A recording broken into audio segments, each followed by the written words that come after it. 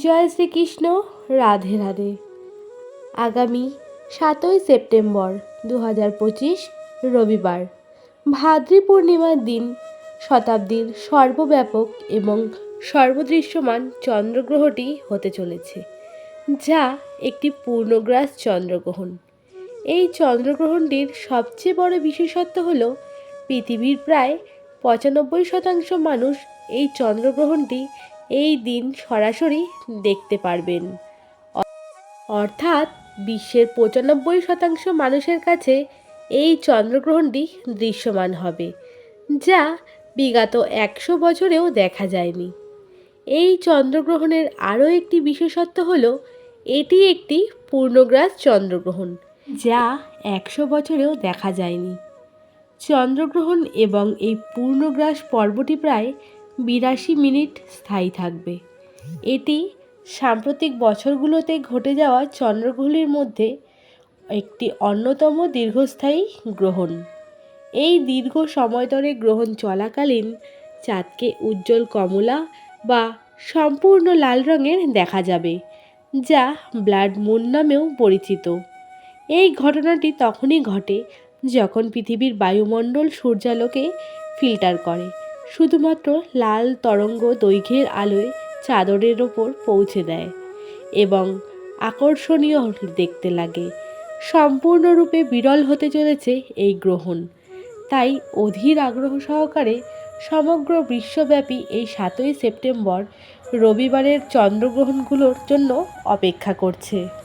আজ এই ভিডিওর মাধ্যমে আপনাদের জানাবো যে এই রবিবারের 7ই সেপ্টেম্বর চন্দ্রগ্রহণটি কখন হতে চলেছে, কোথায় কোন সময় চন্দ্রগ্রহণটি দৃশ্যমান হবে, এই চন্দ্রগ্রহণের কী কী প্রভাব থাকছে, কোন কোন বিষয়গুলি চন্দ্রগ্রহণের সময় আমাদের অবশ্যই মেনে চলা প্রয়োজন এবং সর্বোপরি গর্ভবতী মহিলাদের ক্ষেত্রে কোন বিষয়গুলি অবশ্যই এড়িয়ে যাওয়া প্রয়োজন। তাই 7ই সেপ্টেম্বর রবিবারের চন্দ্রগ্রহণ সম্পর্কে বিস্তারিত জানতে ভিডিওটি সম্পূর্ণ দেখুন। আশা করি এই ভিডিওর মাধ্যমে আপনাকে সম্পূর্ণ তথ্য দান করবে। বন্ধুরা, বিজ্ঞানের ভাষায় যখন পৃথিবীর সূর্য ও চাঁদের মাঝখানে চলে আসে, তাদের প্রায় 3টি একই সরলরেখায় চলতে থাকে, তখনই কিন্তু এই চন্দ্রগ্রহণ হয়। এই সময় পৃথিবীর ছায়া চাঁদের ওপর পড়ে যায়, যার ফলে সূর্যের আলো চাঁদে পৌঁছাতে পারে না এবং চাঁদ অন্ধকারাচ্ছন্ন হয়ে যায়। এই ঘটনাকে বলা হয়ে থাকে চন্দ্রগ্রহণ। আর এই 7ই সেপ্টেম্বর রবিবারের গ্রহণটি একটি পূর্ণগ্রাস চন্দ্রগ্রহণ। এই সময় পৃথিবীর বায়ুমণ্ডল থেকে বিক্ষিপ্ত লাল আলো চাঁদের ওপর পড়বে, যার ফলে চাঁদকে দেখতে গাঢ় লাল রঙের দেখাবে, ইংলিশে যেটাকে বলে ব্লাড মুন। গ্রহণের সময় চাঁদকে একেবারেই কিন্তু দেখা যাবে না। চাঁদের পূর্ণগ্রাসের অর্থ হলো চাঁদের রং সম্পূর্ণ পরিবর্তিত হয়ে যাওয়া, অর্থাৎ চাঁদের রং সম্পূর্ণ লাল হয়ে যাওয়া, যাকে আমরা রক্তাক্ত চাঁদ বলেও জেনে থাকি। এই চন্দ্রগ্রহণটি এমন সময় এবছর হচ্ছে যখন কোনো স্থানে চন্দ্রগ্রহণের সময় সন্ধে পড়েছে, আবার কোনো স্থানে চন্দ্রগ্রহণের সময় মাঝরাত্রি, আবার অপর কোনো স্থানে গ্রহণের সময় রাত্রির শেষ ভাগ থাকছে। এই কারণে বিশ্বের 95% মানুষ এই চন্দ্রগ্রহণটি দেখতে পাবেন। ভারতীয় সময় অনুসারে এই চন্দ্রগ্রহণটি শুরু হচ্ছে 7ই সেপ্টেম্বর রবিবার রাত্রি 9:57 থেকে, অর্থাৎ গ্রহণ স্পর্শ এই সময় থেকেই হচ্ছে। গ্রহণের পূর্ণগ্রাস শুরু হচ্ছে রাত্রির 11টা থেকে। এই পূর্ণগ্রাসের স্থিতি থাকছে 1 ঘন্টা 23 মিনিট। পূর্ণগ্রাসের মধ্যকালীন স্থিতি থাকছে 11টা 41 মিনিটে। পূর্ণগ্রাস সমাপ্তি হচ্ছে রাত্রির 12:23 মিনিটে এবং গ্রহণরূপে সম্পূর্ণরূপে মোক্ষ বা সমাপ্তি হচ্ছে রাত্রির 11:27 মিনিট। গ্রহণের সম্পূর্ণ সময়কাল থাকছে 3 ঘন্টা 30 মিনিট, অর্থাৎ ভারতীয় সময় অনুসারে রাত্রির 9:57 থেকে রাত্রির 1:17 মিনিট পর্যন্ত। বাংলাদেশে এই গ্রহণটি পূর্ণগ্রাস শুরু হবে 11:33 মিনিটে এবং পূর্ণগ্রাস থাকবে 12:15। মধ্যরাতে অর্থাৎ ইউএই, সংযুক্ত আরব আমিরশাহী, ইরাক, ইরান এই সব স্থানে গ্রহণটি পূর্ণগ্রাস শুরু হবে রাত্রি 9:33, যা থাকবে 10:15 পর্যন্ত। England, France, Germany, Italy, Portugal এই সমস্ত দেশে এই গ্রহণটি দেখা যাবে 7ই সেপ্টেম্বর সন্ধেবেলায় সন্ধে 6:33 থেকে পূর্ণগ্রাস চন্দ্রগ্রহণ শুরু হবে, থাকবে রাত্রি 7:15 পর্যন্ত। কেবলমাত্র 2 আমেরিকা মহাদেশের কিছু অংশে এই গ্রহণটি দৃশ্যমান হবে না, কারণ তখন দিন থাকবে। বন্ধুরা, 7ই সেপ্টেম্বর রবিবার এই গ্রহণটি যেহেতু একটি পূর্ণগ্রাস চন্দ্রগ্রহণ, তাই এই চন্দ্রগ্রহণের সূতককাল থাকছে ভারতীয় শাস্ত্রে সূতককালের সময়টিকে অশুভ এবং অপবিত্র বলে গণ্য করা হয়। এই সময় বিভিন্ন শুভ কাজ, পুজো অর্চনা এবং অন্যান্য মাঙ্গলিক কাজ শুরু করা থেকে বিরত থাকার পরামর্শ দেওয়া হয়। তাই রবিবার দিন ভাদ্রী পূর্ণিমার সংঘাটিত হলেও সূতকাল শুরু হওয়ার পূর্বেই সমস্ত শুভ এবং মাঙ্গলিক কাজগুলি সম্পন্ন করে নেওয়া প্রয়োজন। চন্দ্র হলো মনের কারক, তাই গ্রহণের সময় রাহু কেতুর প্রভাবে মনের ওপর সরাসরি প্রভাব পড়ে। ফলে চন্দ্রগ্রহণের সময় মানসিক অস্থিরতা, দুশ্চিন্ততা এবং সিদ্ধান্তহীনতা বৃদ্ধি পায়। এর পাশাপাশি কর্মক্ষেত্রেও অপ্রত্যাশিত পরিবর্তন এবং চ্যালেঞ্জ চলে আসে। গুরুত্বপূর্ণ সিদ্ধান্ত নেওয়ার সময় এবং কাজ শুরু করা থেকে এই সময় বিরত থাকুন। পারিবারিক এবং ব্যক্তিগত সম্পর্কে একটু ভুল বোঝাবুঝি বাড়তে পারে। এছাড়া স্বাস্থ্য সম্পর্কিত কিছু সমস্যা, বিশেষ করে মানসিক চাপ ও রক্তচাপের মতো বিষয়গুলিতে সতর্ক থাকা প্রয়োজন। চন্দ্রগ্রহণের সময় এই বিষয়গুলি যেহেতু ঘটে, তাই এই চন্দ্রগ্রহণের সময়কালীন আমাদের কিছু কিছু বিষয় অবশ্যই মেনে চলার প্রয়োজন রয়েছে। সর্বপ্রথম যে বিষয়ের কথা বলবো তা হলো খাওয়া দাওয়া থেকে বিরত থাকুন। এই দিন পূর্ণগ্রাস চন্দ্রগ্রহণ, তাই এই গ্রহণের সময়কালে অবশ্যই গ্রহণ যে সময় থেকে শুরু হচ্ছে এবং যেই সময় অবধি থাকছে সেই সময়টাতে আপনারা কোনো রকম খাওয়া দাওয়ার কিন্তু গ্রহণ করবেন না।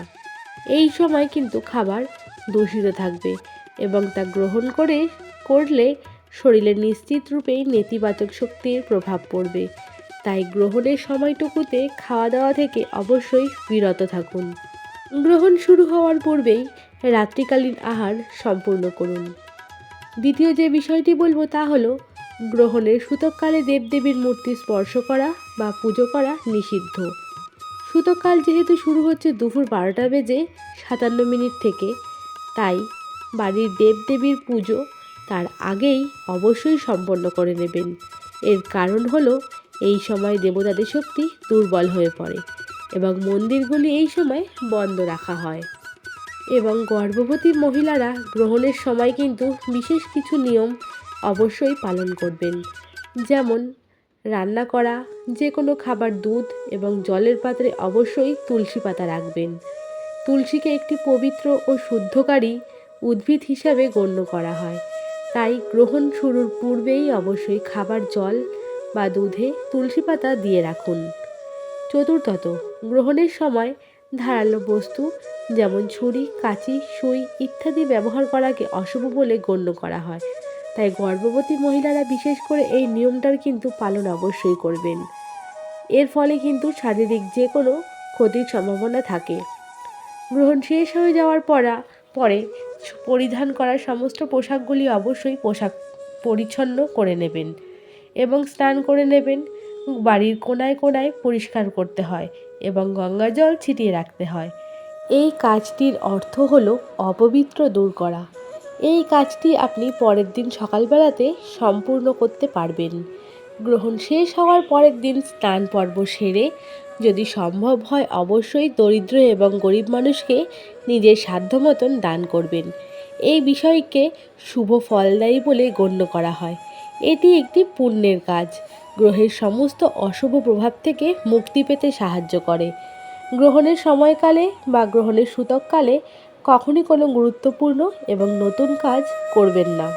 গ্রহণের সময় যেই কাজগুলি আমাদের অবশ্যই করতে হবে তা হলো মহামৃত্যুঞ্জয় মন্ত্র, গায়ত্রী মন্ত্র, চন্দ্রবীজ মন্ত্র পাঠ করতে হবে, রাহুকেতুর মন্ত্র এবং সর্বোপরি হনুমান চালিসা অর্থাৎ বজরংবন পাঠ ও শ্রবণ করার কথা বলা হয়েছে। এছাড়া আপনি যদি গ্রহণের সময় ধ্যান করতে পারেন সেটি আরও সুফলদায়ী হতে পারে। গর্ভবতী মহিলাদের ক্ষেত্রে গ্রহণের সময় বিশেষ নিয়ম অবশ্যই পালন করার কথা বলা হয়ে থাকে। গর্ভবতী মহিলারা গ্রহণ চলাকালীন সময় ঘরের ভেতরেই থাকবেন। এই সময় গ্রহণের অশুভ রশ্মি সরাসরি গর্ভে শিশুর ওপর ক্ষতিকারক প্রভাব ফেলতে পারে, যা জন্মগত ত্রুটির কারণ হতে পারে। তাই গ্রহণ চলাকালীন সময় গর্ভবতী মহিলারা ঘরেই থাকবেন। তারা এই সময় কোনোরকমভাবে কোনো প্রকার ধারালো বস্তু ব্যবহার করবেন না। গর্ভের শিশুর অঙ্গ প্রত্যঙ্গ সঠিকভাবে গঠিত হওয়ার জন্য এই নিয়মটি কঠোরভাবে পালন করা হয়। এছাড়া এর পাশাপাশি এই সময় গর্ভবতী মহিলাদের কোনো রকম খাওয়া উচিত নয়। এই সময় খাদ্য দূষিত থাকে এবং মা ও শিশুর স্বাস্থ্যের ওপর এর প্রভাব ফেলতে পারে। তাই এই বিষয়টি অবশ্যই নজরে রাখবেন। এর সঙ্গে যদি সম্ভব হয় তাহলে গর্ভবতী মহিলাদের পেটে অবশ্যই লাল বা গেরুয়া রঙের তিলক আঁকার কথা বলা হয়ে থাকে। এর কারণ হলো এই রঙগুলি অশুভ শক্তিকে প্রতিরোধক করে এবং গর্ভে শিশুকে রক্ষা করে। এবং সর্বোপরি গর্ভবতী মহিলাদের এই সময় ভগবান শ্রীকৃষ্ণের নাম এবং জপ করার প্রয়োজন রয়েছে। এর মাধ্যমে মায়ের মন শান্ত থাকে এবং গর্ভে শিশুর ঐশ্বরিক সুরক্ষিত থাকে। শাস্ত্রমতে চন্দ্রগ্রহণ হোক বা সূর্যগ্রহণ, নিঃসন্দেহে এটি একটি অশুভ ও অপবিত্র বিষয় হিসেবে গণ্য করা হয়, কিন্তু এই গ্রহণ আমাদের কাছে একটি বড় সুযোগ। মন্ত্র জপ, ধ্যান বা ঈশ্বরের নাম স্মরণ করার মাধ্যমে গ্রহণের সমস্ত নেতিবাচক শক্তি দূর করা, নেতিবাচক দিক, অশুভ প্রভাবকে আমরা ইতিবাচক শক্তিতে রূপান্তরিত করতে পারি। এটি আমাদের মানসিক এবং আধ্যাত্মিকভাবে আরও শক্তিশালী করে তোলে। চন্দ্রগ্রহণ একটি বিরল জ্যোতির্বিদ সংক্রান্ত ঘটনা যা নিয়মিত ঘটে। এই সময়টিতে আমাদের আধ্যাত্মিক চর্চা এবং আত্ম উপলব্ধি করার বহু গুণ বৃদ্ধি পায়। এটি একটি সুযোগ যখন আপনি জাগতিক বিষয় থেকে নিজেকে সরিয়ে দিয়ে নিজের ভিতরে সত্তার প্রবেশ ঘটাবেন। তাই চন্দ্রগ্রহণ বা সূর্যগ্রহণকে কোনো অশুভ শক্তি বা অশুভ সময় না ভেবে ঈশ্বরের নাম জপের মধ্যে দিয়ে এটাকে সুযোগ সময় হিসাবে কাজে লাগাতে পারবেন।